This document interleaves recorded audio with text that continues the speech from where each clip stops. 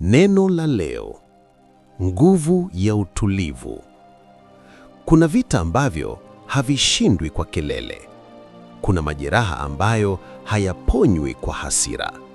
Na kuna ushindi unaozaliwa katika utulivu wa ndani. Wakati mwingine presha inapoongezeka, tunafikiri tunapaswa kupaza sauti zaidi. Lakini Mungu anasema, tulieni.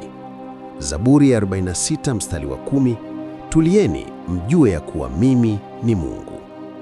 Kutulia si kukata tamaa. Kutulia si kuogopa. Kutulia ni tendo la imani. Ni kusema, sitaacha amani yangu ichukuliwe na mazingira.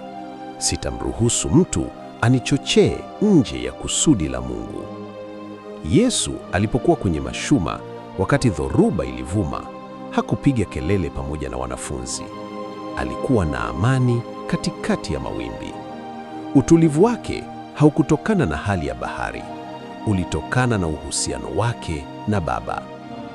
Wakati mwingine Mungu anaruhusu dhoruba, si kukuangamiza, bali kukuonyesha kwamba bado unaweza kuwa na amani katikati ya upepo mkali. Isaya 30 mstari wa 15 inasema, kwa kurudi na kutulia mtaokolewa. Katika utulivu na tumaini ndipo utakapokuwa nguvu zenu. Nguvu yako iko katika utulivu. Amani yako ni ushuhuda kwamba unamwamini Mungu. Tafakari kwa kina.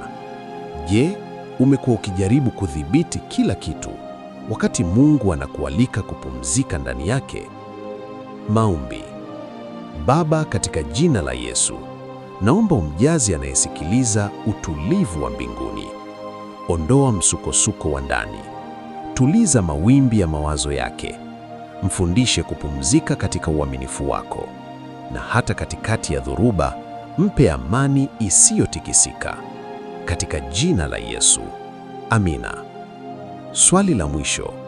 Ni dhoruba gani katika maisha yako inahitaji utulivu wa imani badala ya kelele za hofu?